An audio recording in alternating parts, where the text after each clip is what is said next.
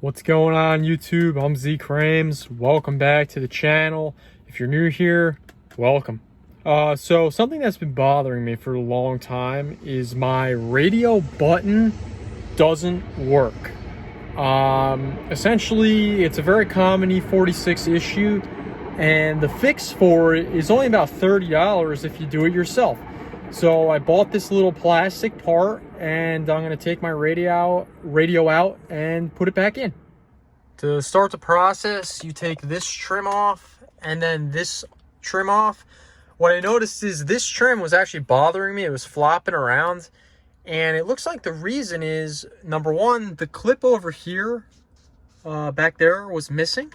Number two, the clip in here in the middle here is also missing. I can't find this one. I'm gonna look on the forum, see if anyone knows what that is, how it clips in there. The clip here I already found, and I'm going to replace on my quest to make my car super nice. I actually bought some for the back as well. As you can see, that's literally perfect. And I also bought a clip for this door card that was missing. So now the door card is also perfect. So, you know, slowly getting this thing along. So screw here is missing. Take these out and the radio should just pop right out. Couple of connectors in the back and we should be good. So this took me over an hour to get out. This connector right here could be the biggest pain in the ass in the world. As you can see, there's a broken clip on each side that I literally had to break off, and even then this literally would not come out. So if you struggle with this big ass connector, it is the biggest pain in the ass ever, but it's out now. So I took the top of the radio off, and I'm going to show you the issue. So with these buttons here, you try to turn it on, and it doesn't work anymore. You can't turn it on. And as you can see here, this piece of plastic right there is supposed to have a screw in it. And what happens is BMW used some really cheap plastic, so it actually just breaks off. And once it breaks off, it's loose, and you lose your power button and volume button. So I bought the piece, and we're going to, we bought a reinforced piece here and larger screws, and supposedly it's never going to break again, according to the guy that 3D prints them, Bavtek. So we'll give it a shot and go from there. So when you're dealing with all these parts, screws can be annoying. As you can see, I don't really have any screws anywhere, so what do I do with them?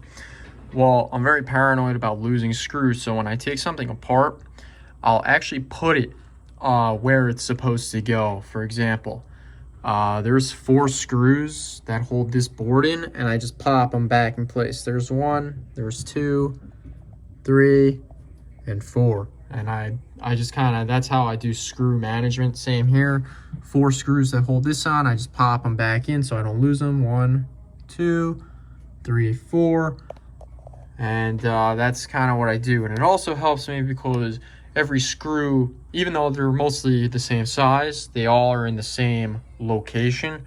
So it just keeps it that much more OEM and factory. Now that everything is out, you can see exactly what's wrong. So essentially, there's supposed to be 2 screws holding this guy in, and they are completely gone. And that bracket down there, completely missing, sheared off.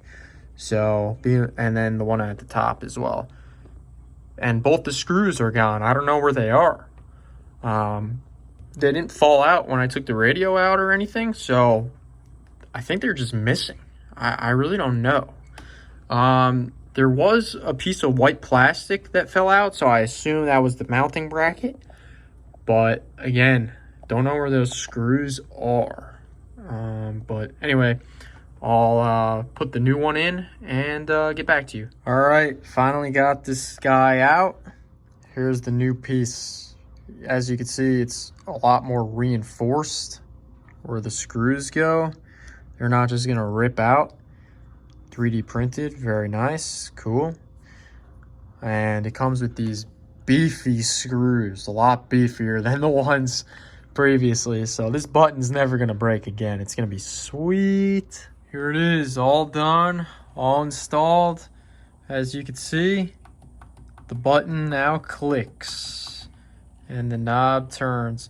So something you can notice, my button is a little bit warped. I guess because it was broken for so many years, I assume, that it just got fucked up. So I'm actually going to buy another button. They're pretty cheap. You can get them pretty much anywhere. But yeah, let's throw this baby back in the car, and that's a job well done. So I got the radio back in the car. Just want to let you know how much I care about this car. I went to the BMW dealer and bought an additional screw.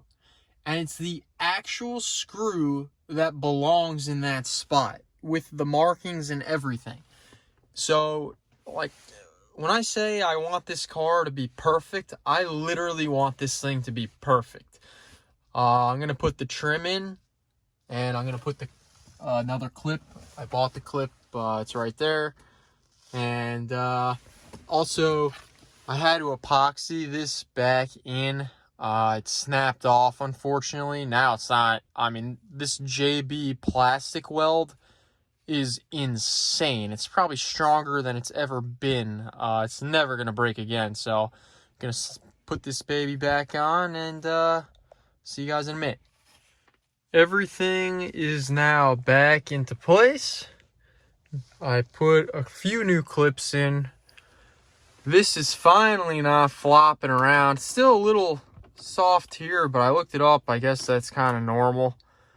Classic BMW. But the main event, the button, it clicks on, clicks off, and it spins. I cannot tell you how happy I am. It's the little things in the car that make such a big difference. It really is. Thank you for watching this video. If you liked watching, please like, comment, and subscribe. It really helps. I truly am trying to make this car as perfect as possible. I'm only ordering genuine BMW parts for it. Or, you know, high-end OE parts like Lemforder for my suspension or Bosch or something like that. So this thing really is going to be perfect by next summer. The only thing in the interior that I need to do now is the headliner. Once the headliner's done, this interior is literally going to be perfect. Anyway, until next time, see you later.